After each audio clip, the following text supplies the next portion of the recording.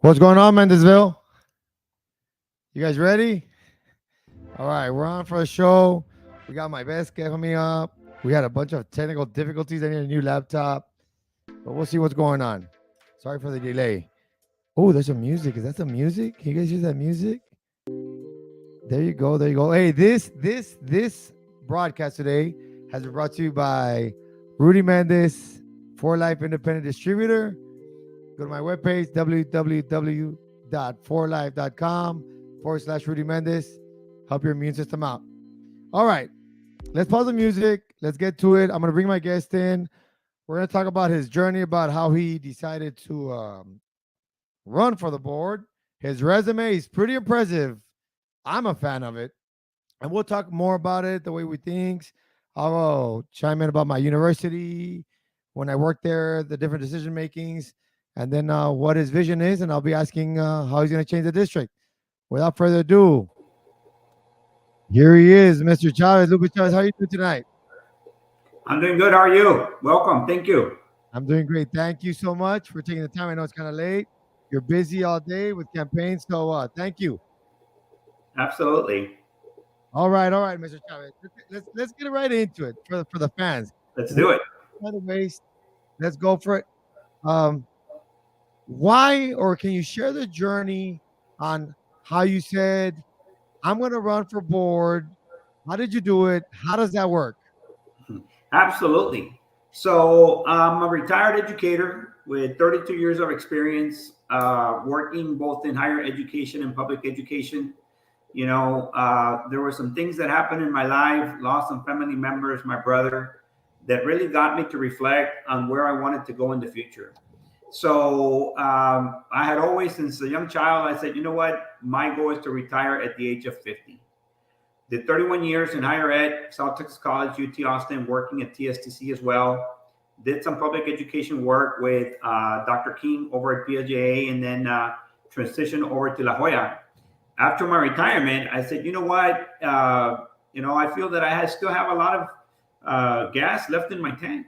I've done a lot of impact in my 31 years closing educational gaps. Things happen in the school district, as many of us know. It was on regional, state, and national news. And I said, you know what? I feel that I have the tools and the equipment and the skills and the knowledge to make an impact in my community. So I, not knowing any politics or anything like that, submitted my application. One thing led to another, and here I am. So you go into an open spot. How many open spots were there? There's right now, there's a total of 5 spots. There's 5 spots total. Some people are looking to get elected for the first time, and others are looking to get reelected. Now, there's 2 spots out of those 5 that were left by previous board members, and those only have a 2-year term left. And I'm running for one of those, which is place 6. Place 6. Cool. It's interesting you mentioned you worked for PSJA, which I'm a big fan of. I go on Facebook posts, and I really like what's going on there. You mentioned you worked for Dr. King. You also mentioned the stuff that's going on in national news with our district. We'll talk a little bit about that because today, Coach, one of the coaches there at the Punt, Pass, and Kick contest made a comment, and that was interesting. I said, you know what, I might bring it up to Mr. Chavez. Your experience from start to finish in a nutshell. You worked at La Jolla first, or what? Your school educator aspect, how did that go? So in a nutshell, I graduated from La Jolla in 1989. Puro coyote. Coyote, all the way. Chile, tomate, cebolla, nadie le gana La Jolla. That's right. Donde quiera lo digo, proudly. Anyway, so I graduated in 1989, and I started at Texas State Technical Institute, now TSTC. I earned 2 certificates of completion in bookkeeping and data entry.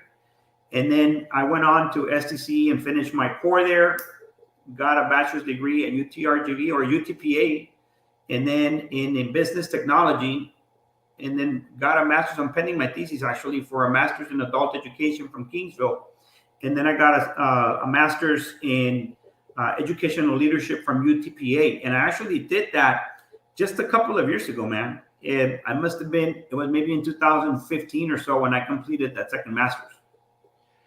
That's your second master's. Yes, I'm pending my thesis for my other master's in adult education. That's all I need to submit.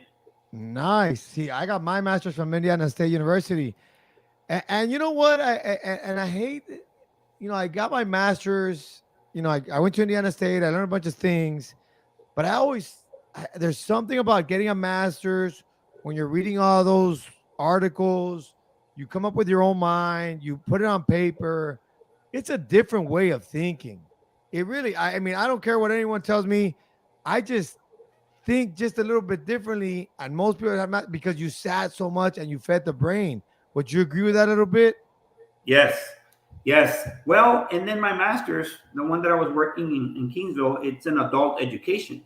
Now, take that I was 24 years in higher ed at South Texas College and at UT Austin. So in my vision, I said, you know what? I'm going to be working in higher ed all the time. I started off as a cashier. I did admissions, financial aid, outreach, student information center. I was an advisor, coordinator, director. I was a faculty member as an adjunct faculty at South Texas College. My classes were in the evening. So my students were adult students. And it's so funny, man, because there are students that are at La Jolla that graduated with me, and they were my students at South Texas College, and they would call me Mr. Chavez. And I said, no, you call me Lupe. Well, no, sir, we can't do that, that kind of thing, right? Yeah. So I spent a lot of time there. And then at UT Austin, I was the assistant director for the University Outreach Center. So time out. So let me get this clear, because remember, this interview, part of it is I want to get to know you. I want people to get to know you. So you worked at the university level first. Yes. Interesting. Well, we got something in common. I worked at Indiana State, UTSA, and Loyola Marymount University. So that's pretty cool, because I know the kind of thinking that goes on there, which I'm a fan of. It's all about the students. Yeah. Data driven. What's gonna make them get here? Mm-hmm. So you worked for how many years at higher ed? I was 24 years in higher education. You worked at UT Austin? Or where? UT Austin, South Texas College, and Texas State Technical College. UT Austin, South Texas College, and where else? TSTC, Texas State Technical College. Yeah, okay. Nice. Oh man, that's a wealth of knowledge right there. Mm-hmm. It's pretty neat. Some I'm sure you have plenty of stories on learning and growing. Absolutely. I started off as a cashier when I was 19 years old, and I was helping students. I was putting them on a payment plan and talking to them about student loans and balancing ledgers for the Department of Education for financial aid on FAFSA, which is Pell Grant, And I became very well acquainted with programs such as, back then, it was the Texas Rehabilitation Commission, the JTPA program, the MED program, which was for migrant education and training. I was helping students who were Chapter 31 and Hazelwood, which are people from the armed forces, missing in action. If an employee or if a person was missing in action and they had a child or a family member, there are programs for them as well. So I became very well familiar with all of that, the college work study at a very young age. And that's what helped me propel my career. And again, this was 19 years old, I was going to school and tackling a full-time load and tackling a full-time job. That's intense. But let me tell you something, Mr. Mendez. One of the things so my story, begins when I was a migrant. I was a migrant at the age of 10. I started helping my parents, and we would migrate to Fowler, Indiana. So I know Indiana, Fowler, Indiana, Really? Yeah, those were some of my stomping grounds out there. And and I started helping my dad and my mom pick the fields at the age of 10. And I would do that every year. Every year I would leave. We would leave here in March. We were gone March, April, May, June, July, August, September, and part of October. We would come back. I will enroll in school. And it was a real challenge for me. And let me tell you why. Because as a migrant, it's bien difícil. It's very difficult, man. Yeah. And sometimes I attended as many as 3 schools in the same year.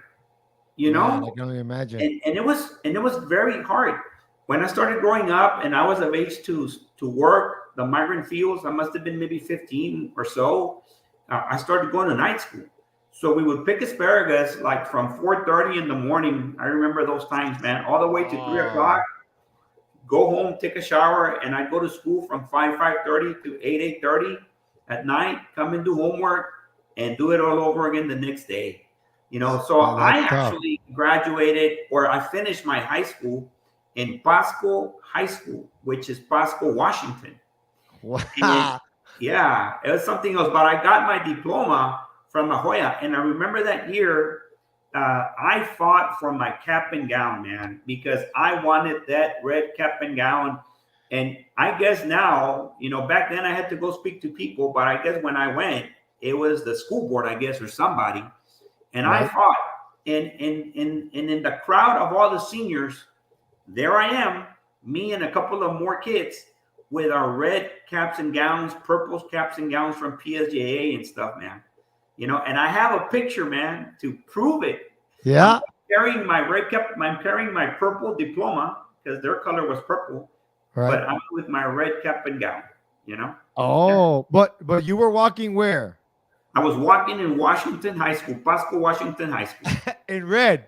Yeah. El orgullo del coyote. El orgullo, man. El orgullo representando la raza, representando los latinos y el valle.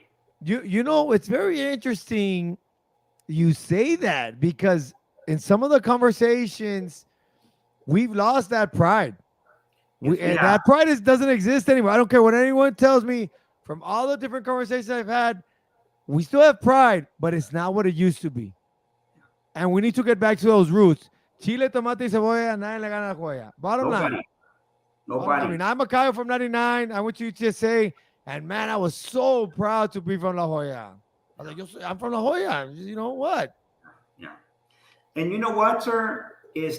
I'm proud. Yo soy orgulloso de vivir aquí en mi comunidad. Yeah. But there's a stereotype about La Jolla. And some people don't want to talk about it, but there is a stereotype. And I mentioned to administrators at the district, and I've told them when I was working in La Jolla, because you can talk to people and then they'll ask you, where are you from? And you'll say, I'm from La Jolla. No, hombre, tú eres de La Jolla. Because that's what people say. And I hate that. Hey, you and me both. I hate it. And I want to be part of that change. I want to change that stereotype, because our kids are just as ready, if not even better, than the kids from Upper Texas, from North Texas. Hey, look, I'm going to tell you like this. Go ahead, keep going. There's a lot of kids here in our districts that are at risk, economically disadvantaged, and they still excel. No doubt. Yeah. I'm gonna revisit this stereotype, because I'm gonna ask you an important question about this as we get into the vision. But the stereotype is big time, and it's gonna be about the reading levels and how we can, and what your vision is. Not that you're right or wrong, or that I'm right or wrong, but we got to revisit it and we talk about it.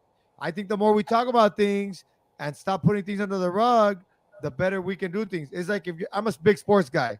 If we're getting beat, against a spread offense, well, I got to adjust my defense to a spread offense.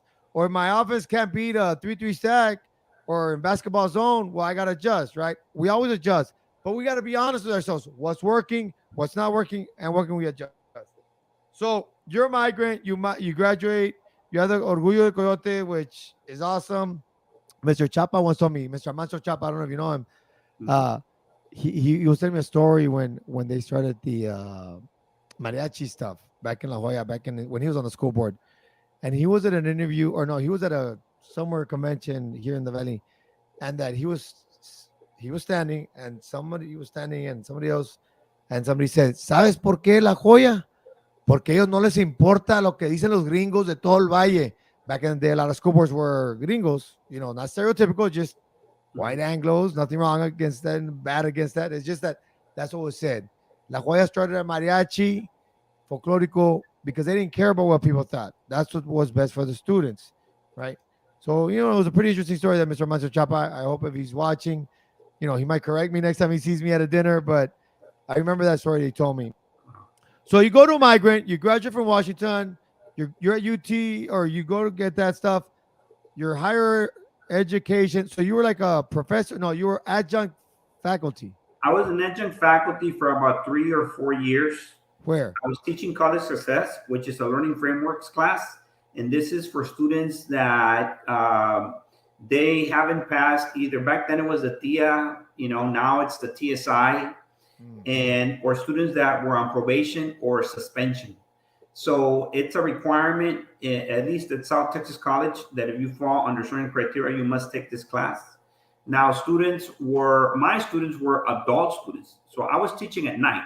I was a director for high school programs, where I was managing all the high school programs from Roma all the way to La Villa and Edcouch. So you tell me where each high school's at, and I know where to find it, man. And at night, I was teaching, you know. So my students were the adult students, and it was very tricky. And I had to use strategies that allowed me to keep my students going in the class, because these are students that were working from 7 in the morning to 5, 6 o'clock, and then they go to my class. So I have stress, bills, life. Absolutely. So then I had to come up with teaching strategies, engagement, you know, curriculum strategies, learning framework models, you know, that I learned through professional development at South Texas College, so that I could keep my class going para que no se me durmiera, you know. So you've been in the classroom. You've been in the classroom. My last class ended at 10 o'clock, 9:50, 10 o'clock at night. Oh, man. I took some night courses back in the day. It's a long day. It's San hard. Antonio, I taught. The 1 year I taught at a charter school.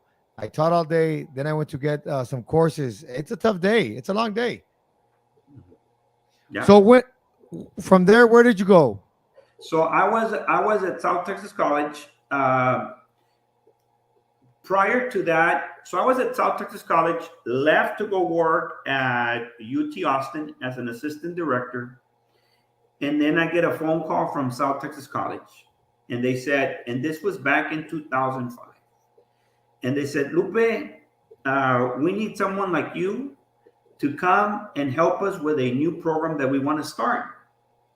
It's called the Dual Enrollment Medical Science Academy Program. And we want you to graduate high school students in biology before they graduate high school. But you're not going to get these kids in 9th grade. You're going to recruit them in 10th grade, and they're going to start in 11th grade. So you have 2 years to put you got to put a degree plan together, a 2-year degree plan, and then you got to figure it out. You got to work on a high school schedule, and you want to work on a college schedule. You know, and I started with about maybe 15 or 16 kids, and I started out in Starr County. You know, we were very successful. 100% of the students were accepted into universities.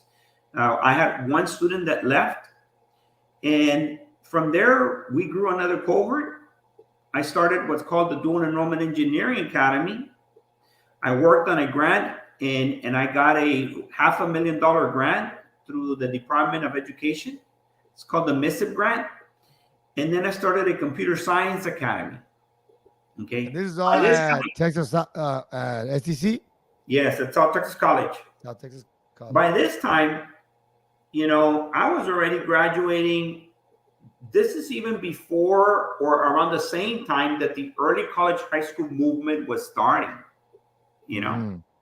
So we were on the spotlight, man, at the state level and at the national level. because they had never seen students graduate with an associate's degree in biology before kids graduated from high school. The kids were walking with their getting their associate's degree, and 2 weeks later, 3 weeks later, they were getting their high school diploma. How And cool I is was that? doing it in biology and in engineering, you know. And then the early college high school movement comes along, and now, you know, that model has grown, but the plan, it's a 4-year plan, but not with the academies.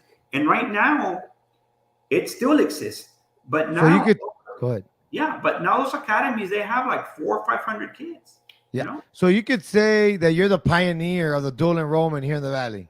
The pioneer for the dual enrollment academies, the pioneer for dual enrollment, the traditional dual enrollment, was Nick Gonzalez. Okay. Nick Nice, nice. But you were Gonzalez. part of that growth, Yes, I was. or the introduction of it, I guess. So that's awesome. So you do that.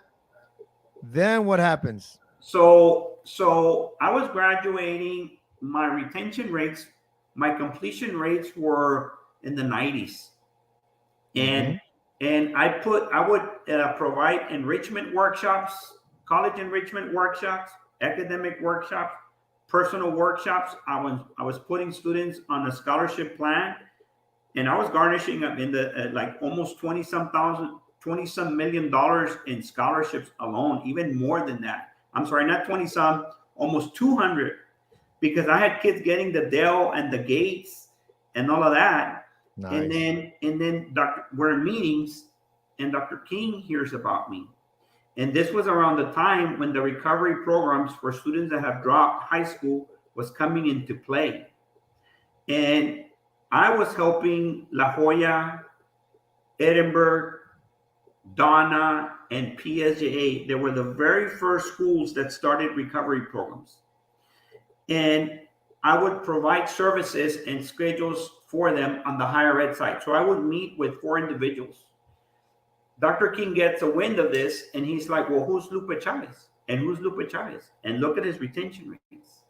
So Dr. King recruits me over to go work for him in K-12. And he says, I want all my, he had an aggressive vision, you know, and PSJA, they're aggressive with their vision. And he says, I want all my students that are going from 8th grade to 9th grade to become early college high school students 100%. Boom.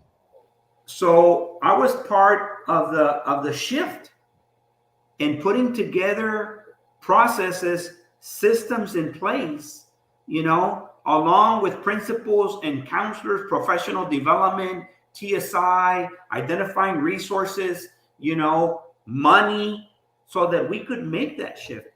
Man, let me tell you, collectively as a group, we were very successful, and they still are.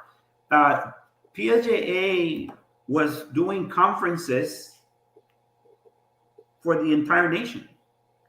And people from all over the nation were flocking to PSJA down to While you were working there, part of your program.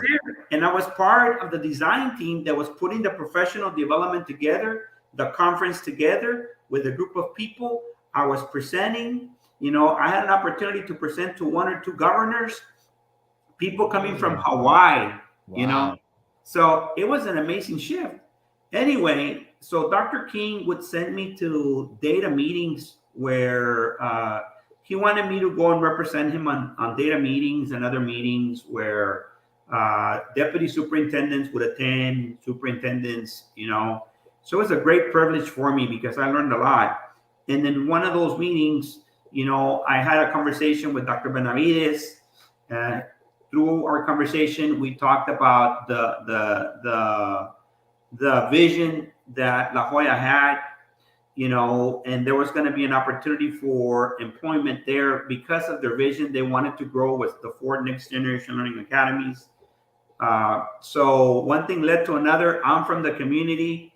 I always wanted to come back to La Jolla. As a matter of fact, sir, when I was at PSJA, I was visiting La Jolla, and I was sitting with administrators from La Jolla, giving them best practices and proven practices on what they could do, you know? Proven. I like that word. It was proven practices. Proven practices, sir. What worked? It's interesting you mentioned that you wanted to come back to La Jolla. Well, and I always kind of chime in my story while I have my guests. I'm at Indiana State. I go to Loyola Marymount University in Los Angeles, California, higher ed. I'm a director, coordinator at Intramurals, the right program. And the whole time I'm learning and I'm learning and I'm learning and I'm learning from these collegiate coaches, strength and conditioning coaches. This is back in 2005, 6, 7, 8, right? And I'm like, man, I have so much knowledge. I got to go back. I got to go back and share all this stuff I've learned. Granted, fast forward 11, 12, 15 years, there's a lot more data, more research. It's more accessible. I'm proud to say I'm back and I'm trying to help our own community with our students because now I'm at Clinton Elementary and we just want to help. I just want to help. I see myself in them. And one question I asked one of the coaches last year when I was at Dr. Science, I said, always ask yourselves when you're teaching or you're coaching, would you send your son or daughter to your athletic program? Would you trust yourself enough? And this goes for all teachers, all directors, all school board members. Would you send your kids to your program? And that's the way I approach it, and eso lo orgullo el coyote. Yeah. So then you get hired. And then what do you do now once you're here? So I come to La Jolla and I come as the Academy's director. And I'm overseeing or helping support the Ford Next Generation Learning Academies, which is a partnership between the school district and Ford Motor Company. Okay. We identify pathways. When I got there, the program was in its first year, but they needed somebody. They needed a person to massage it, to really take it in the right direction. There was another person who did an amazing job, but it was just given to that person. But they wanted one person dedicated only to that. So I did the academies. We identified pathways. We created We created crosswalks for college. We brought in enrichment workshops, work-based learning opportunities. We brought in college tours, support systems for students to transition from high school to college. During that time, the district wanted to apply for T-STEMs, which stands for Texas Science, Technology, and Engineering and Mathematics Academies. So we tried a blended model. It kind of didn't work out. So we separated it, and I was overseeing that. There was a shift in the organizational chart when the executive director for college readiness retired. And so when she retired, they said, you know what, we're not going to hire a person, which I thought was a great move, And what we're going to do, we're going to distribute the work. So they gave me the assignment to also support the early college high schools. So when I left, that was my work. I was overseeing or supporting the Ford Next Generation Learning Academies, the T-STEMs, and the early college high school models. From central office, I was never at a campus. I was always at central office. How many years did you do that for? I was there from 2016 until I retired in 2021. Oh, how was the COVID? How was that rough? Well, it was an impact not only in the district, but it also in the, around the state and around the nation. We were not prepared. Schools were not prepared. We had to hustle. And it was a learning experience for all of us, and we all had a learning curve, all of us. Big time. Teachers, students, it was a very, very difficult time. As a matter of fact, how there's an accountability system with the state of Texas through TEA. Well, There were 2 years, 2019, 2020, and 2020 to 2021, that because of the impact of COVID, all districts and schools received a label of not rated because of the same thing, So it wasn't going to be fair. But I attribute the success of the district, to be quite honest, man, to the technology department. I remember, the technology department director, emails going back and forth, making sure that kids had technology, that they had the electronic devices that they needed. It Man, they was did a great job. They did it such was a a great job. collective effort. It was a collective effort. No one single person can take credit for it. Everybody was doing their job. Everybody was doing what they were supposed to do, which is what needed to be done. That is correct. I mean, we saw it, the buses, the transports, everybody trying to get Wi-Fi, all these things. Like you said, it's collective effort from top to bottom. People helping at the schools, from passing out lunches, the hotspots, making sure every student was able and capable to get online. It was intense. It was intense, and I think when I talk to people about COVID, we're gonna look back and when we're in our 70s, 80s, and we need to Yeah. remember COVID. Like it was something different, something we weren't ready for, and we learned as we went, and we made adjustments. And I'll tell you what about those adjustments. And I'm a big fan in the sense of this: schedules change, things change, and of course, us the the front line is, oh, they're making another adjustment or they made another change. And I always try to think, well, those changes are being made because there's something they're seeing that needs to be made. Let's just go with the flow. Like in football, there's an offensive coordinator from the very top. Then you got the lineman, quarterback. Hey, we got to implement it because they're seeing something that we're not. And let's get it going. We are a team. Well, and also, Mr. Mendez, education reform is changing. It's changing. And if we don't stay up to date, we're going to be left behind. Back in 2016, I mentioned it earlier. TEA said, let's start some T-STEM academies.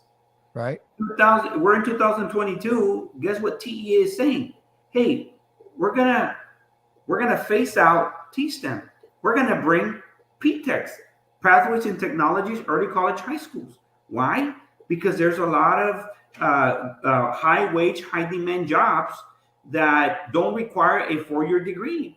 They just require a 1-year certificate or a 2-year associate of applied science. So education, it's evolving. It's evolving, and we have to evolve with these changes. We don't know where we're going to be in 5 years. If you look at other models, for instance, you look at other districts or charter schools or whatever you want to call them. What do they have? They have elementary, middle school, and high school, all in the same building. Imagine the cross curriculum training that is taking place. Oh man, so the easy access. Absolutely. You don't think that the 4th grade content coordinator in elementary is providing resources and cross training with the middle school or with the high school?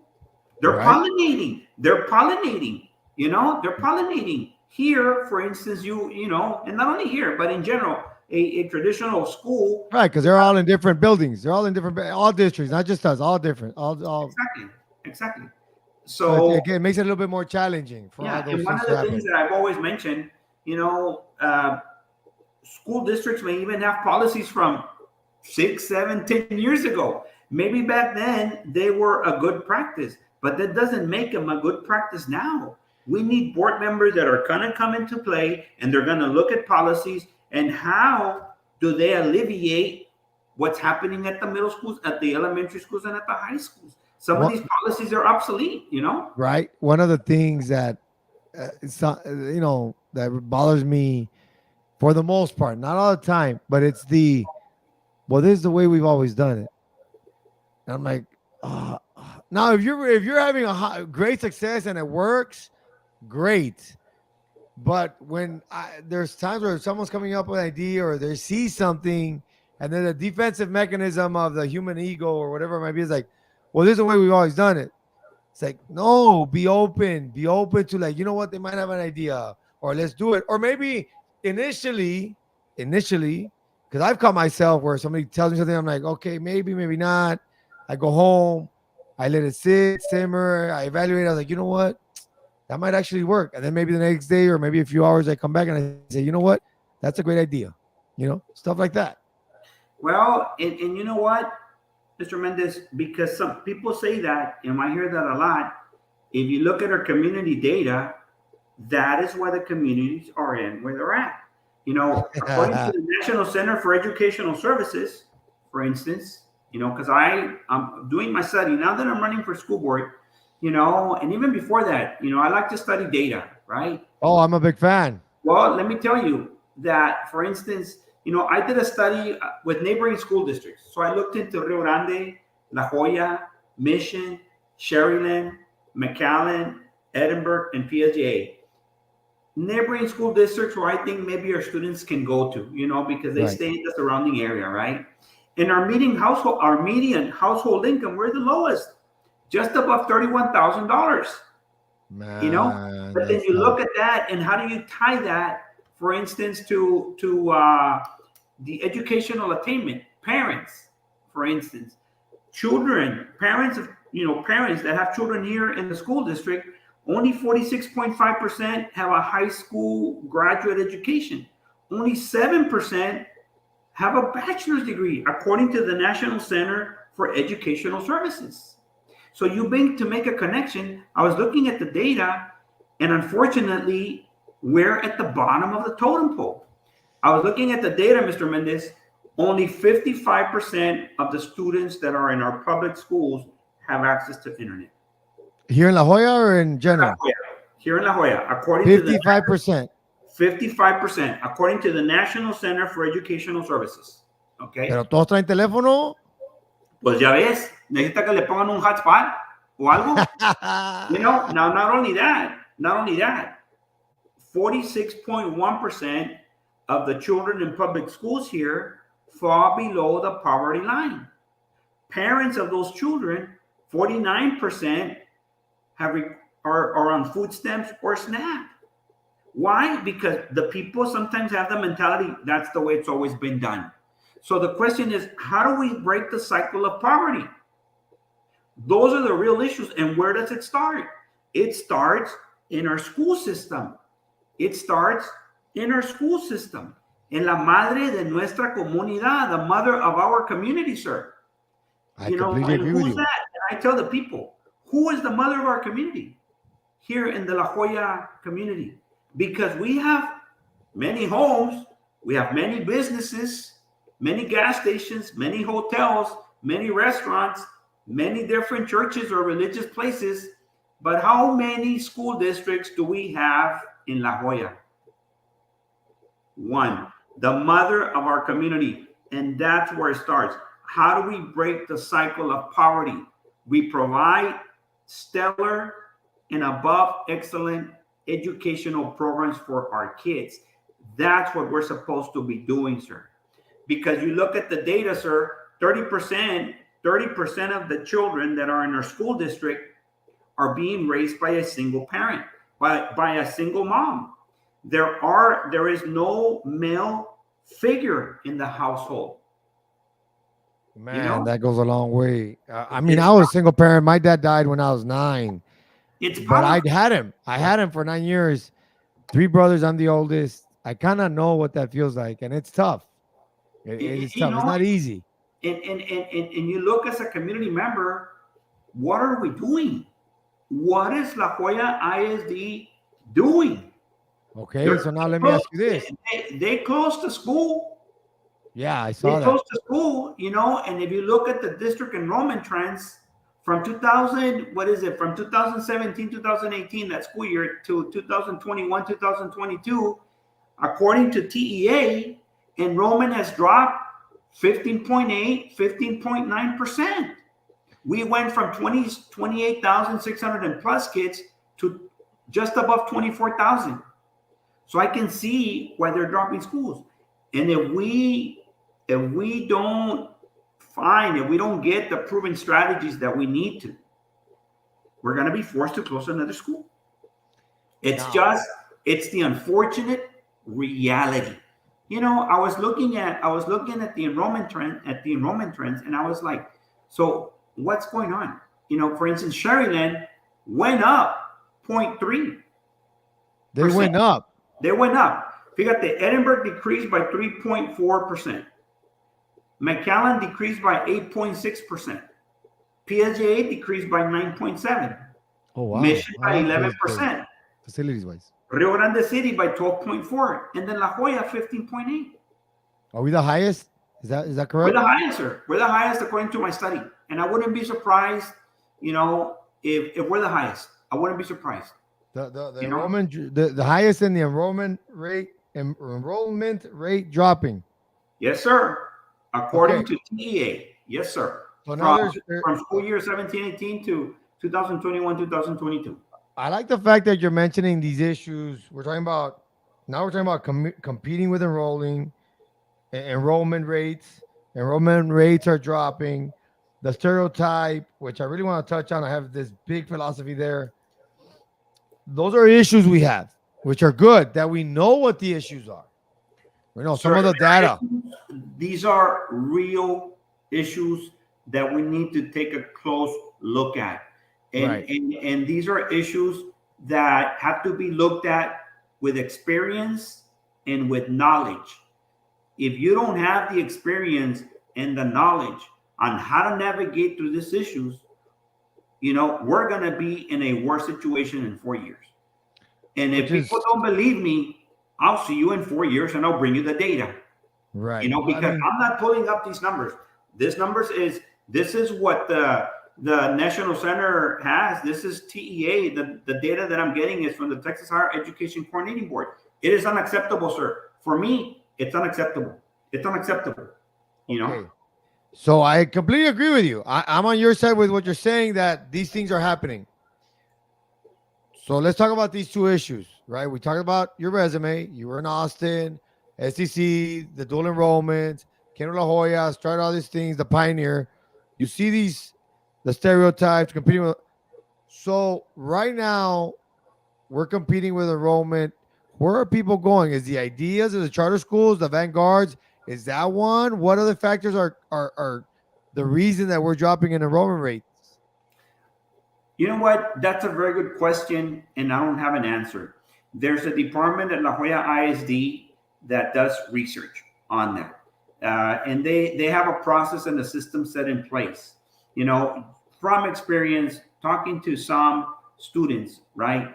For instance, there's parents, for instance, that may live in La Jolla or may live in La Habana, as an example, and the dad is making, let's say, I don't know, $15 an hour, but the dad moves to McAllen and he makes, 14.50 an hour.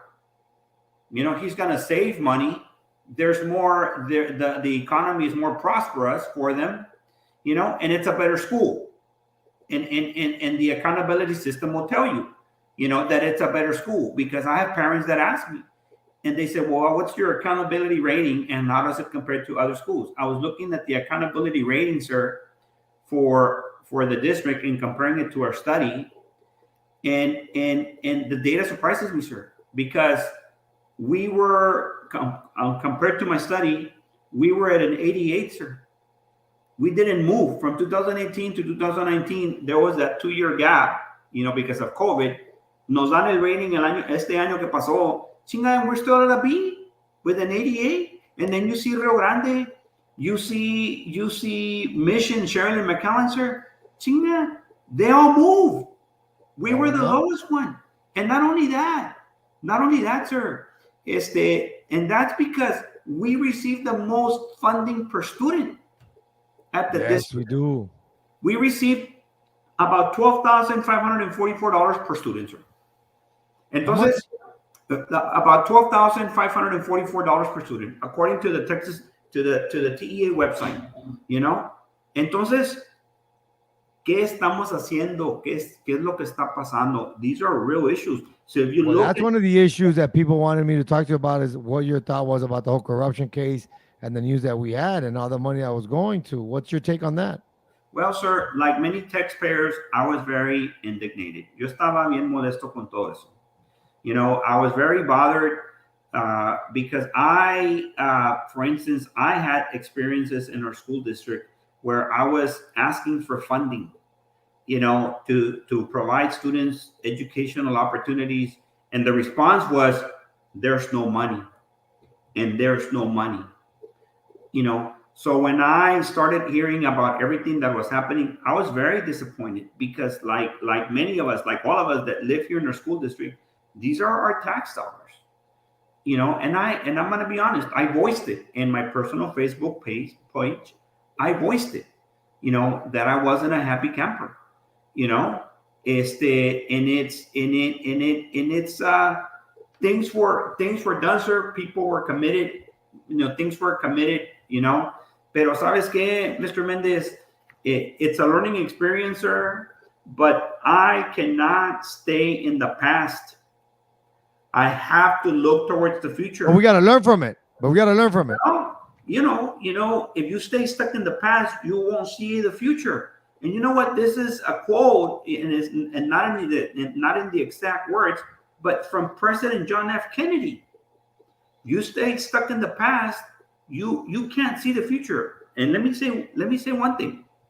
Right now, sir, there's a little bit over, I'm thinking 24,000 students at La Jolla that are working towards their future. Yeah. They have hope, tienen esperanza. Yet we have people, raza, that are still talking about the past. Man, olvídate de eso acá allá. Que aprende de la experiencia y que no te vuelva a suceder. Ahora, if you have a problem, then run for school board. Talk to your state legislator. Go up to Austin. Pero don't be barking at the wrong tree. I'm here, sir, because I believe in my cause. And I'm here because I want to be part of the change. I'm here because what happened in La Jolla wasn't right.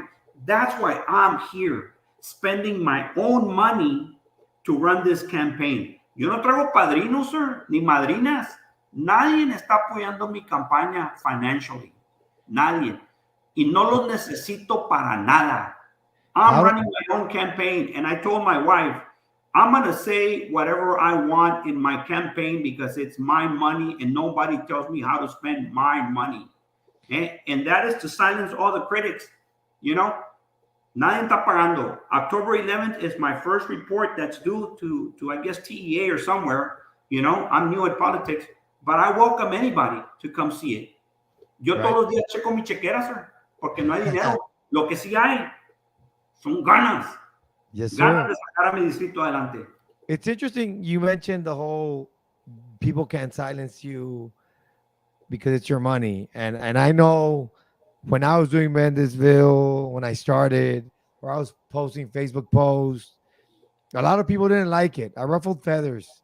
Mm-hmm. And then you fast forward 2 years, and a lot of things that I would say or I would tirar pedradas, well, lo and behold, it happened. The sad part is that some of those guys, pues eran camaradas. Me llevaba bien con ellos. Mm-hmm. And se les hizo fácil, but I wasn't far from the truth. And now I'm like, hey, you know what? The more I spoke about it, the more people didn't like it. But guess what? It happened. So that's a truth that we had to talk about and we had to learn from it. Mm-hmm. When you talk about voting and that you can speak of it, one of my posts was when I started learning of you, I still didn't know much about you, was that you're an independent person. Because the story that was told to me was that in the political faction, how the parties get together, and todos se ponen, it's a team thing. And who's going to run for what seat? And you know what? I think you have the best spot. When they told me, well, he was told that there was no seats available for people to support him. And he said, what do you mean there's no seats? I can submit my name anywhere I want. And you said, I'm going to run anyways. How can you give us a backstory on that? How did that happen? Absolutely, sir. So, mira, I wanted to run as an independent person, and I still am, but I'm going to clarify that. Okay. Unfortunately, here in the Valley, there's a culture that there's compadrismo. Okay. One. I think most people would agree with that. Number two, if you're a politician, sir, and if you're going to run independently for a position, school board, as an example, if you run independently, sir, your chances of winning right here. Okay. Because you necesitas dinero. Sí. I'm going to be spending from my money, sir. I would think about $25,000 to $30,000 out of my money for this campaign. For me, that is a lot of money. It's a lot of money. It's a lot of money. Okay. Now, if you run with a group, sir, you cut the cost. It's very simple. That doesn't mean that you're like everybody else. Mira, sir, when I met with the family that wanted me to join them, when I met with Mr. Uresti, because I met with him, and when I met with Ever, because I met with him, okay? Oh, I didn't know it was them. They told me you met with somebody. I didn't know it was them. Okay, Yeah, I met with them. Unas personas bien buenas gentes, bien respetables, me recibieron en su casa y me anduvieron buscando, and there was this gentleman, his name is Juan Leonel Salinas. He goes by Julio Martinez, o yo no sé, amigo mío. Nos queríamos juntos, piscamos la labor juntos. Right. Anyway, he called me. You got to meet with him. You got to meet with him. Yo andaba vacacionando, sir. You were what? I was vacationing. Okay. I come back and I meet. At this point, did you know you were going to run or not yet? I didn't know, sir. I wanted to run, but I didn't understand the whole political scheme. You were already thinking about running. You were thinking about running. Yes. I met, and they said, well, there's no space for you. So we parted ways. We gave our blessings. We shook hands. Y que les vaya bien. And I'm sitting at home, and then there was another opportunity. And they said, you want to come and join our group? That kind of thing. I'm like, okay. And they said, and then I said, well, people are going to think. I said, I don't care what people think. I have a voice, and I need to put that voice. Now, let me tell you what I told Mr. Dr. Uresti and Ms. Uresti and Evan, and what I told Dr. Zamora, and what I told Espi Ochoa, Homer Tejerina, and Mary T. I said, I am going to run, but that doesn't mean that I'm going to agree with you. If I run, that doesn't mean that I'm going to agree with you. I'm going to put kids in the center of everything. Which is your higher learning. That's a decision making of higher learning. I know, because that's what it is. Yeah. The higher education, data, and students first. Yeah. Now, what I also told them was, if I don't run, I'm going to start a parent advocacy group. I said, or if I run and if I lose, I'm going to start a parent advocacy group. I said, and I'm going to be the voice for parents, because I'm sick and tired of everything that's happening. I'm just sick and tired, and I'm fed up. I told them. I said, and if whoever sits in those 7 chairs, if you don't provide the best services to the students, I'm going to teach these kids through my parent advocacy group. I'm going to teach them about mission. I'm going to teach them about Sheridan, about Med High, about Vanguard, and about IDEA. And I'm going to be recruiting these kids to other schools. Why? Because I care for my community. Mr. Mendez, that's how much I care for my kids in my barrios, in my colonias. And you can ask them. And I did tell them, as a matter of fact, I'm working right now. I'm beginning to work with parents. I have to have a plan B, sir. Porque nothing is guaranteed in life other than death. No doubt. Entonces, I'm beginning to work with some parents to, if I don't win, I already want to have a group of parents, because I want to be their voice. Mira, sir, and let me tell you why, sir. According to the Texas Higher Education Coordinating Board, in 2017, only 48% of students at La Joya ISD transition into post-secondary in a Texas public school or university, Texas Public College University. Now, there's no data out of state or military, but how much can that fluctuate, sir? If you ask me about Sheridan, sir, Sheridan is at 70%. And there are a few miles right down the road. Mission is at 50+%. Now, out of the kids that transition, sir, more young female students are transitioning than male students. 49% of those that transition were females, or I'm sorry, 53% were females, 43% were males. So what programs do we have for the young male population so that we can balance that equation? These are the real issues that we need to tackle. Those are really good issues because right off the top of my head, I'm thinking, well, we got to study what factors and how we combat those factors, so we can have more Yeah. success. We got to Yeah. know what factors are affecting them in order to make the change. Well, kids may not be speaking the language, and I'll tell you, counselors are doing an amazing job because Oh, I've seen them. Mister, okay, time out, Mister. I have to interrupt you here. I'm going to tell you like this, and this is for everybody. When it comes to staff, teachers, counselors at La Jolla SD, oh, we have some of the best. We have some of the best. Mr. Mendez, the counselors are doing an amazing job, sir, with the resources that they have.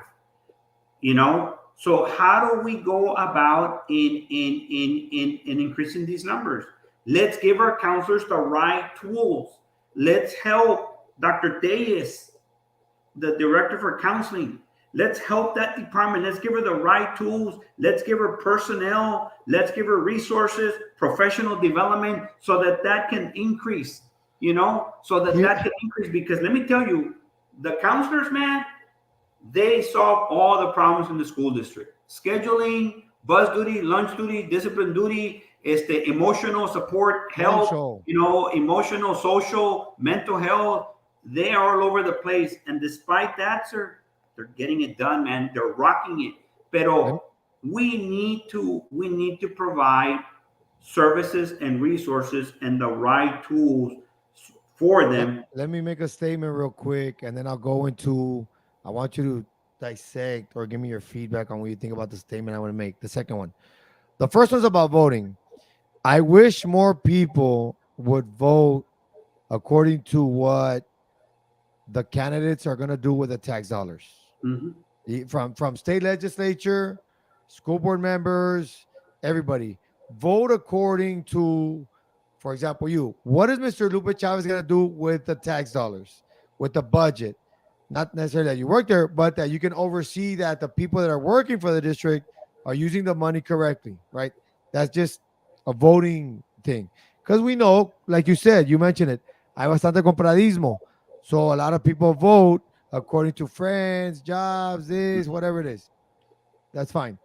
That's just my plug. Here's where I want to pick your brain. And it stems from a sports background, but I think this is how we could fix a lot of those issues, or our numbers could go up in percentage. So at Juarez Lincoln and La Jolla now, and Palm View's getting there too, from the sports aspect, we have a lot of kids in the game of soccer. And this was like, 5, 6 years ago when I got here in 2011. And I started, analyzing why are we not sending more of these kids to D1 colleges, universities to play soccer, right? And I was a math teacher for 6 years. And then I started thinking, I was like, wait a minute, their talent is there. The talent is there, no doubt about that. And then I came to this conclusion. And I have a YouTube rant for like 7 minutes. It's somewhere, someone can find it. Mhm. Where I believe that a lot of our talented D1 athletes that could go D1, they don't go D1 because they don't have the grades and they don't have the ACT scores. And here's why. And here's what I believe. If I was a superintendent, this would be my number one priority. Number one, I would say after first or second grade, if you start pre-K kinder with us, we're going to put you in all English. We're going to put you. The game is played in English. It's played in English because I was a sixth grade math teacher. And the reading levels were not where they needed to be. And I've spoken with a few people. And like I said, we have to be honest. It's truth. It's truth. How are we going to help our kids if we're not talking about truth? I would personally say that if we were to change the system and stop keeping kids in dual language all the way to fifth grade and try to get rid of that by first or second, with some exceptions from the people that come in first or second. Let's say you come in third grade. Okay, fine. You in third grade need 2 years of dual, then we jump you into all English. But if you start with us pre-K or kinder, by second grade, third grade, you got to be all English. What is your take on that and my philosophy? I think you're right. Their school districts are Houston, for instance, has a school. We're not the only district that does it in the valley. There's a bunch of districts that do that in the valley. Mhm. There's we need to visit schools, sir, that are more innovative in their ESL language, in their English as a second language, right? There's a school district in Houston. I know this because a friend of mine works in a school district where you get here not only from Mexico but from other countries because it's Houston, and right away this is your school, and they introduce you to the English language right away. They infuse the English language immediately. They don't have an option to do their language and then go back and forth and learn the English language. I think it's very important, sir, that we engage our kids in a second language as early as possible. Earlier, you mentioned about the kids DW1 in soccer. I think that's a term that you use, correct? Division Now, one. They could be yeah, playing Division One college, Division but their one. grades, because they don't know the language, they don't meet them. Mira, let me tell you, in 2020, in the class of 2020, so La Jolla ISD has one of the highest participation rates when it comes to ACT. Okay, it looks good on paper. Right? But unfortunately, we're one of the lowest performing schools. So La Jolla, for instance, in 2020, the average their composite score for ACT was a 16.2. We were the lowest when we compare ourselves to Rio Grande, Mission, Sherrilyn, and I can give you the scores. I can send them to you. As a matter of fact, I posted them on my Facebook page. Yes, I saw that. Bueno, entonces the kids are not performing at the standard that they're supposed to. And now, we're all neighbors. Pues para que mires. And then in TSI, only 49% of the students from the class of 2016, again, this is data, the latest data that the Texas Higher Education Coordinating Board has. Only 49% of the kids are completing TSI. That's one of the reasons why our kids are not going to a four-year university with the ACT, or kids are ending up in developmental classes at a two-year college. Now, let me tell you what I've used to say in the past. A student, Mr. Mendez, who tells you, I want to do welding, Mr. Mendez, I want to do automotive mechanics, I don't want a four-year degree, I want to be a patient care assistant, I want to be a medical records clerk, I want to be. Entonces, why are you giving them the ACT test? You have no business giving that child the ACT test. They need to take the test that's going to get them to certified. If I want to do welding, sir, why do I need the ACT test for? But I tell you why. I think that the district might do it because it looks good on paper, because they see state data. But who are they hurting? They're hurting the child. Right. And then you have that child who graduates high school, and then they said, well, I took the ACT, but I didn't take the TSI, but I want to do precision manufacturing and certificate. What? So you need a TSI. You need to if you're going to do a certificate, a one-year certificate with 42 or 43 college credit hours or lesser, you don't even need the TSI. What do you need? Well, a student who's going to do a one-year certificate, Lupe Chavez graduates from high school. Lupe Chavez wants to do a one-year certificate, 42 college credit hours in an automotive mechanic. Well, Lupe Chavez doesn't even need to take the TSI. Lupe Chavez can apply Texas, see an advisor the same day, and walk away with a schedule. But you know what? Those things are not happening at the level or capacity that they're supposed to be happening. Okay?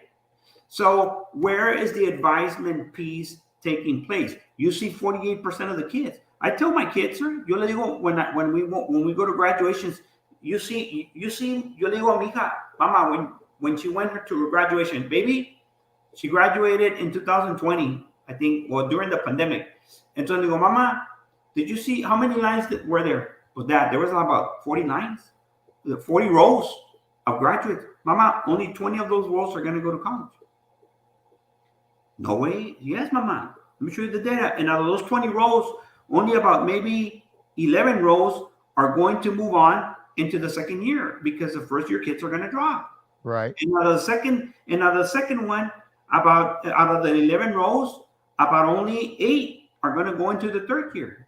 And guess what? Only 3-4 roles are going to graduate from those 40 roles. If this data is correct, we should stop.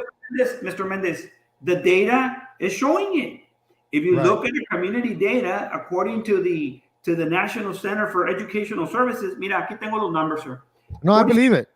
Yes, only 7% of parents of children in public schools have a degree, have a bachelor's degree. Only 18% have some college or associate's degree.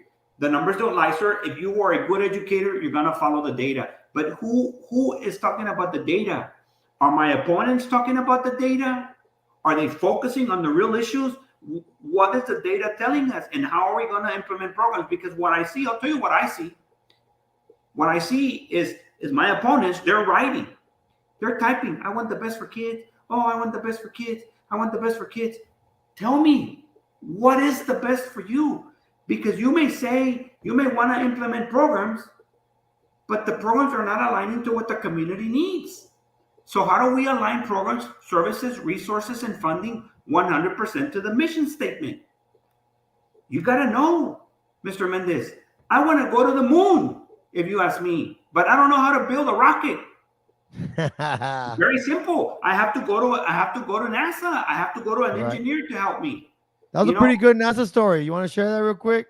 Yeah, absolutely. So I was walking at the cancer walk, and I'm talking to kids. I see a sign, and they're walking, and it says computer techies or computer techs, and I approach them and I say, hey, so what do you guys tell me what your program is about? I'm passionate about education, sir. Por eso me acelero todo. No, anyway, ya somos dos. Anyway, and then they start telling me about their program, and it just so happened that their teacher was there, right? Actually, I talked to the kids first. I said, good luck, man. Good luck with your work. And we're at Jimmy Carter. Hey, I was supporting Jimmy Carter. I know you're a counselor. And say hi to Miss Salinas and say hi to Miss Gomez. I move along and I run into another group of kids, young girls, and they're talking about wanting to be a nurse and stuff. And yo me meto ahí. I digo, hey, guys, let me tell you something. I said, if you want to be a nurse, you got to take prerequisites. Well, what does that mean? So I started educating them. And I tell them, it's a list of classes that you got to take before you apply to nursing school. Nursing schools are closed programs. And I start sharing all my higher ed knowledge, right? Right, of course. So then, para ese entonces me pasan los computer tech kids, So then, the second round, se arrima una maestra. And me dice, Miss Uniga, that is her name. And I'm proud to say it's her because you know what? Se arrimó conmigo. And she goes, Mr. Chavez, I heard you talking to my students. I'm the teacher. Oh, great. That's great. So let me tell you about my program. And I said, ma'am, I have a direct connection to NASA. I'm very resourceful, sir. Yo soy bien ingenioso. Right. And I said, I have a direct connection to NASA. Would you be interested? Yes. You know what? Aquí, de una vez que se haga, al mal paso hay que darle prisa. Boom. I send her a message. Right away, Johanna Starks responds. And she goes, I want to meet her. One thing leads to another, sir. I send her a text message a couple of days, and she says, Mr. Chavez, we're waiting for the NASA Flight Simulation Department to call us. Nice. And it takes knowledge and experience and a network of people to connect these kids. I met a young man. His name is, I'll just call him by his first name. His name's Ray. And he goes, Mr. Chavez, I want to be a police officer. I said, sir, I'm not going to call you by your name. I'm going to call you Trooper Ray. You're going to be a state trooper. When I see you, I'm going to call you Trooper Ray. That's who you're going to be so that you can become one. So I texted him yesterday and I said, I'm going to get you a program from the Texas Department of Public Safety. It's called the Ride Along Program with the Texas State Trooper. Do you really want to be a state trooper? Yes, sir. Yes, sir. Just like you told me. I'm going to get you the information. And I'm pending the information from a good friend of mine. But, sir, that is my 32 years of experience working in higher ed. I have grown my network of connections. Before I left, sir, I had talked to the assistant superintendent for curriculum and instruction at La Jolla ISD. And I had said, I'm going to take a group of administrators to SpaceX. I had already planned it. I already put it together. Right. You know, however, I retired and it just never materialized. But I had already mentioned it to him. And I said, I want to take the grant writer for funding. I want to take the CTE director for the pathway. I'm going to take the assistant superintendent for curriculum and instruction. Why? For rigor in the class. I'm going to take the director for professional development. Why? To provide internships for teachers. You know, I'm gonna take the STEM, those that have a STEM pathway for work-based learning. You know, and the connection was there. I got a connection through Educate Texas. You know, Nice. so it just never materialized. But you know, if you look at the district data on TSI, on ACT, you know, if you look at the district data, it's a reflection. You know, it reflects on the community data. Entonces, how do we break the cycle of poverty? You know, data says that after the post-pandemic, sir, the well-paying jobs went to the people with an education background. Okay, we're always going to be in a post-pandemic. This is not going to end anymore. So how do we prepare kids for high-wage, high-demand jobs? How do we start preparing them? Because college starts in kindergarten. Oh man, it starts. You start. The students start learning about endorsements in 8th grade, towards the middle of the school year, or the middle of the year. You know, right? It's too late. You're supposed to be teaching these endorsements in kindergarten. I want my students to go from saying, yo le pregunto a los niños, what do you want to be when you grow up? I want to be Spider-Man. I want to be a Powerpuff Girl. Dicen las niñas. Right. I want kids to tell me in kinder, I want to be a police officer. I want to be an attorney. I want to be a nurse. I want to be a doctor. That's what I want. And that's the culture that I want in my school district. You know, sir, I'm ready to work with anyone. A mí no me importa quién va a quedar en estos 7 asientos. Al final del día, voy a tener que trabajar con ellos. Right. Voy a tener que trabajar con todos los niños. I'm going to have to work with all the kids. I want to see this impact. Everybody wants change. People are frustrated because of what happened.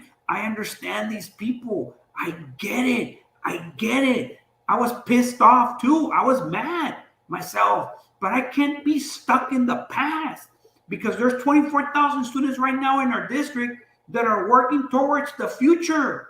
Right. You know what? We have to come together. It takes a village to educate a child. I cannot do this by my own. It takes the school, the parent, the child, the businesses, and the community. You know, los comisionados, los alcaldes, the mayor. It takes everybody. You know, I told the mayors and the commissioners, do you know your community? Do you know how many people in your community fall below the poverty line? Do you know how many people in your community are in the workforce labor right now? What is your community labor for people unemployed or not in the community labor? Sir, se oían grillos. Pues yeah, they don't know the numbers. Because I know. And what programs are we going to bring to the school district? You know, I can throw an arrow, sir, because that's what I want, but it's not going to hit the mark because it's not what the community needs. And It's like I said it right now. If the child is telling you, I want a 1-year automotive program, why are you giving them the ACT test? I don't support that. I'll support resources for TSI. I'll support internship, work-based learning for that child, You know rigor, what? automotive teacher so that he can have the best tools and skills and resources so that we can train those kids to be ready for life. I don't know how that works in the numbers and ACT, and it looks pretty that everybody took the ACT and you're going to college. I get that. I'm on the fence, or I'm on the side of, I understand that college and the return on investment is not there anymore at what it used to be in the 80s and the 90s and maybe the early 2000s. Not everybody needs to go to college.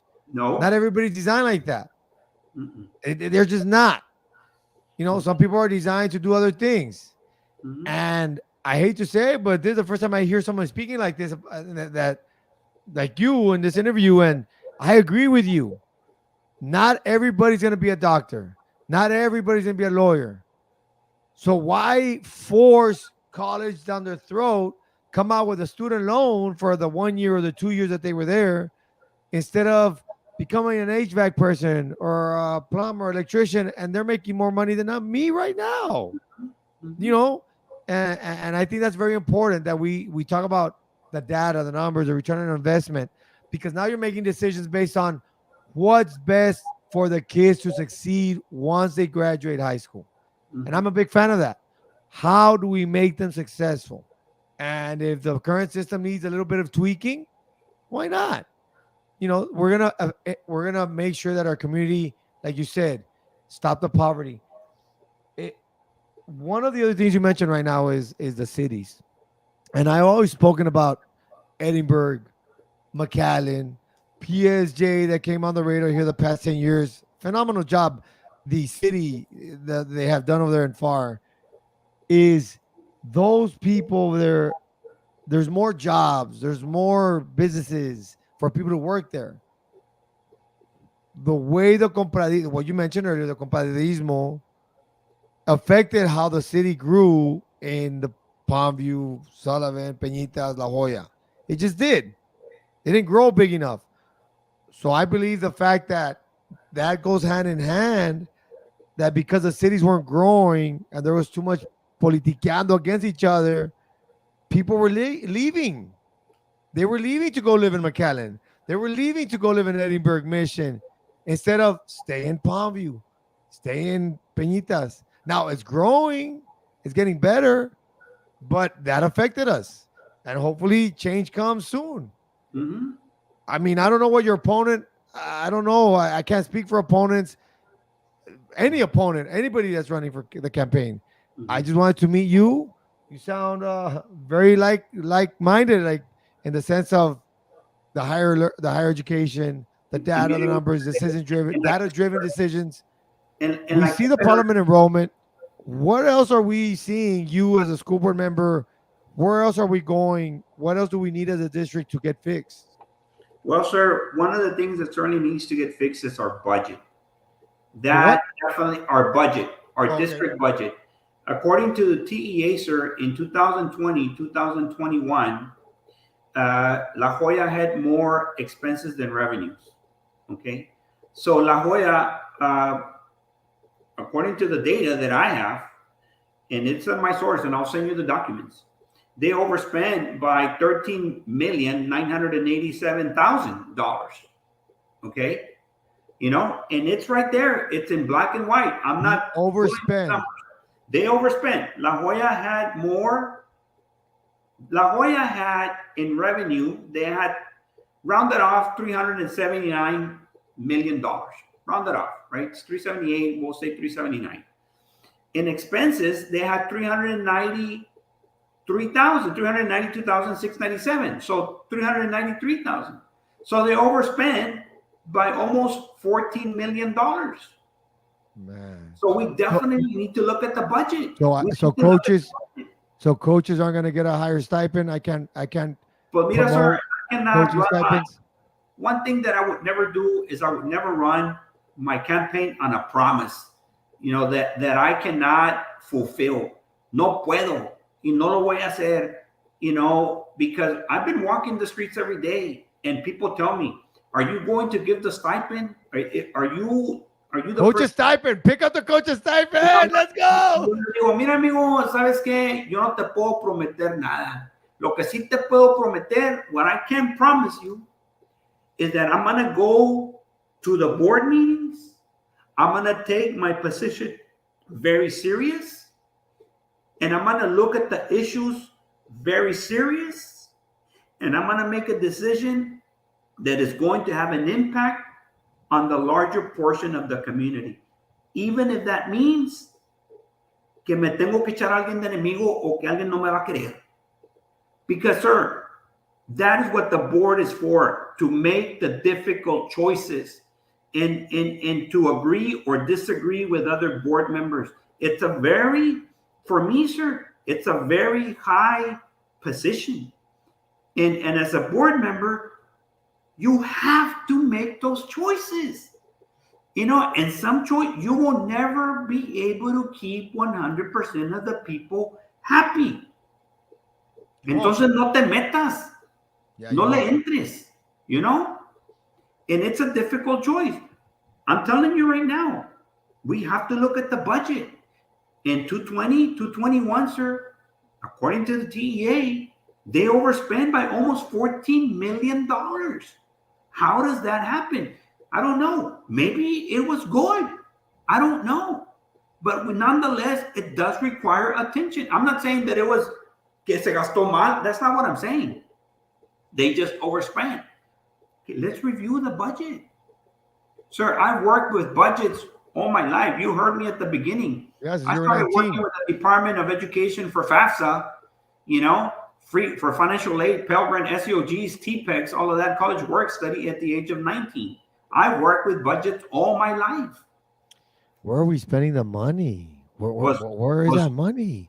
Pues por eso tenemos que ver esas cosas, sir. Don't get me wrong. When I was at Chavez Middle School and I was the AC there at Dr. Science, I always advocate, according to the budget that they were giving us, hey, spend it on the students. Get them some nice uniforms. Get them some shoes. Get them some nice baseball gloves. Whatever it might be. That's an inside joke for the baseball gloves at the situation that happened with the whole issue, but whatever. But get them the right equipment according to the right legal way of doing it. Is make our kids look good. Yeah. But I like spending on students. But man, that's a lot of money that we Mira, sir, it could have been spent on technology. We don't know. Maybe. Yeah, you're right. No, like I said, I'm not saying maybe it was needed. Maybe it was needed. Maybe it was for the kids. Maybe we needed to spend that money. Exactly. We don't know. I'm not saying that it was badly. No. I'm not saying that it was spent in a malicious way or bad way or whatever you want to call it. I'm just saying which is a good clarification. But nonetheless, we have to look at that thing. That is an issue. It could be an issue. We don't know. You know? Little red flag to oversee it. It's a red flag. You know, and when I was looking at the data and I was comparing Sherryland and Rio Grande and McAllen, sir, we were the district that overspent. You know, there were 3 districts. Mira, McAllen overspent by 385,000. PSJA overspent by 3,779,000, and then it's us 13,987,000. That's what the number says, sir. You know, 100, 3 million, 14 million. Sir, because it's public information, and I may even get some ruffled feathers along the way, and people may say, "Pues, ¿para qué decías eso?" or whatever. But you know what? Not? If we don't talk about it, and not only that, these are the conversations that have to take place. Completely agree. I completely agree. It has to. We have to stop putting things under the rug. Yeah, and people need to understand the students, Mr. Mendez, are not the only people that matter. Teachers matter, staff matters, from the top all the way to the bottom and vice versa. And they need to understand these things so that together, collectively, we can begin to change the culture and dynamics of our school district. We are in a very critical stage, sir. And a lot of people don't know that. But they need to study the community data so that they realize how critical we are. You know, we talked about enrollment trends. We dropped the largest. We've had the Factors. highest Factors. enrollment. I still want to know about factors. We talk about ACT. We're in last place. We talk about TSI. We're in last place. We talk about the budget. We were the ones who spent. We're in the red. We spent the most. You know, we looked at our community data. Let me see. We're you know, our college rates. We're the lowest. Entonces, mi pregunta es, you know, we looked at the Progress Times, you know, and I saw and I read the article, but the heading says 250 teachers should be cut. No. That is according to TASB, the Texas Association for School Boards. I remember that one. Entonces, mira, if we're overspending, if we get the largest amount of money per student, you know, at $12,540 some dollars, you know, if we're overstaffed according to TASB, if it is, you know, 250 teachers, right? Because I take the information for face value, right? 250 teachers, then why are we performing at the lowest when it comes to the accountability system? Why are we at the lowest, you know, according to my study with the neighboring schools, ACT, TSI, lowest in college, highest dual in language. Dual language. I am a firm believer. Go all English by 3rd, 4th, and 5th, and you'll fix that problem. You will fix that problem. Get rid of dual language. 3rd, 4th, and 5th all English. But hey, I'm not the boss. That's just an opinion. But that's the way I think we would fix it. Yeah, and these things, sir, these things matter to me. They do matter to me. You know, and you know, I put a Facebook poster. You know, I put a Facebook post where I don't know how to use social media that much, to be honest with you. You know, I use my personal social media page to record myself dancing, you know, doing a barbecue, etc. Right? Yeah. But I put a Facebook post where in my Facebook post, I'm addressing all the candidates, even the candidates where I'm at. I'm addressing all the candidates. And I'm asking them, let's get together for a debate, for an open forum. And I want to learn about your agenda, your plans, your vision, you know, and I said it. I said, there's signs all over the place. Chinga, we're killing this world, sir. And I said, let's find a location and let's all pay it. I'm willing to pay with the rest of the team, with the other members, the other candidates. And let's talk education reform. And let's give this to our constituents so we can silence all the critics once and for all, so that the constituents make an educated choice, so that they make an informed choice when they go to the polls and vote. Que no quede duda. Exactly. Que no quede duda. And that way you can find out. And if people that were in my favor like the opponent, pa adelante. I respect that.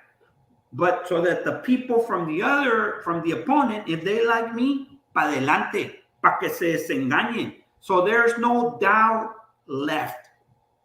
And I said, let's get together like grown adult men and women and let's talk. And I'm ready, sir. And that doesn't mean that I'm right, or that doesn't mean that the other candidates are wrong. Let's just have a discussion and let the constituents see for themselves life. And I said it. If we need to rent this place and we need to do it in English and in Spanish and do 2-3 sessions, then so be it. Because I want the best for my community, sir. I do consulting work now as a retired person, sir. I do consulting work for projects from TEA through Educate Texas. And I'm doing consulting work here in the Valley and outside the Valley. And I'm implementing a lot of these proven practices that I've been talking to you about, right? Right. Presenting data. Chinga, if I'm doing it in other school districts here in the Valley, outside the Valley, why can't I do it in my community? Unfortunate, there's a culture that here in the Valley, it's a popularity vote. ¿Quién tiene más billete ¿Quién tiene más dinero? And who do you know? People don't know me, sir. I had I've no never clue who been you were. I had no idea who you were. here all my life, but I'm passionate. I have fire. I got fire in my heart. I have the heart of a lion, sir. And I have the voice, I have the roar of a lion, you know? And that's why I want to talk to the candidates. And I want to challenge them. And I want them to challenge me. And I'm going to ask them the hard questions, the difficult questions. And I want them to ask me the difficult challenges, the difficult questions. I want them to challenge me as well.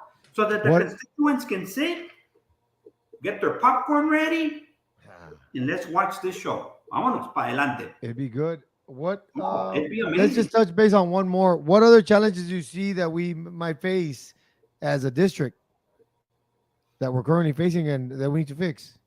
I think that that's a very good question. And earlier today or yesterday, I heard that there was like 6 or 7 fights in a school. I haven't seen it, but people were telling me that it was on social media. Okay. Which does happen. Right now, sir, campus safety is something that needs to be addressed. Now, I'm not saying that there is a problem at the school district, because I think that the security personnel are doing a very good job, sir. I really do. But things can always be better in all areas. There's always room for improvement. And when things with gun reform and gun control and abortion laws that are happening, all of that has an impact in our community. And I think that we need to look at how we can enhance our campus safety, the safety of our teachers, the safety of our students, you know, because campus safety is not only about gun control, you know, it's about leaving a classroom open y que no se meta un niño y una niña y que hagan cosas que no deben de ser. That is safety. You know, safety is also about bullying. You know, safety is also about providing a safety net to mental illness as well. What are we doing and what can we do better? So if there was one thing that I would work on as well, is provide the tools and the training. And if training has been provided, well, then let's go look at best practices in other school districts. And it doesn't necessarily have to be here in the Valley. It can be in the state, or if we have to send, you know, the right people to a school who has a proven practice outside of Texas, I will support that. I will support that, because it's so important, sir, that our teachers go into the classroom feeling safe, and our students and our parents, you know. And the campus safety, sir, is not only at the school.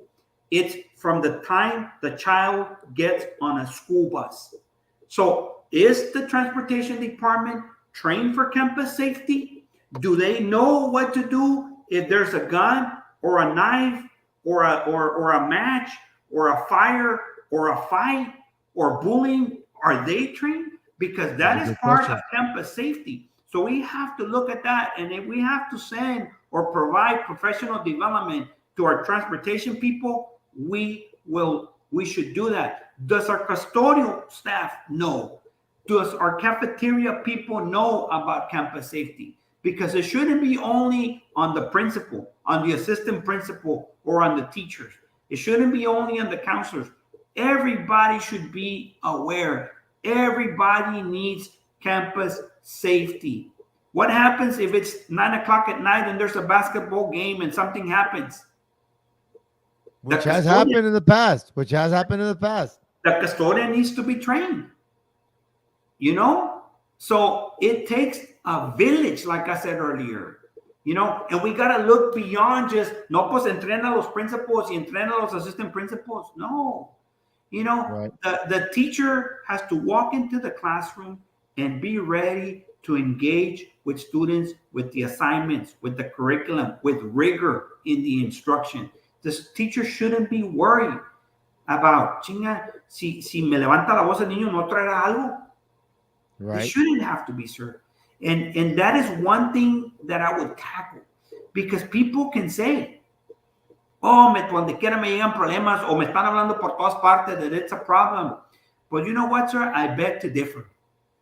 I've seen our security personnel do an amazing job. I've seen it. And it's in the discipline data reports through TEA. But can that area be improved? Absolutely. You know, and how do we go beyond just, it's not only the security officer's responsibility, sir. It's everyone's job. It starts with me. That's the attitude. If the custodian sees somebody, does the custodian know what action to take? Like a fire drill? Yeah. Because that's also campus safety. It's not only gun reform. It's everything. So that is my take on what one Another thing another bullet point there on your agenda on your platform. I'll tell you what though, I will take my hats off to the administration and the new safety. I think we yes. did great. I think I'm a fan of. I was with the whole hiring of new officers at each campus. Mhm. I think La Jolla went in the right direction there. We have our officer there, Mr. Officer Fernandez, great guy. Mhm. I think we're headed in the right steps, right directions. We're taking the right steps for the right direction.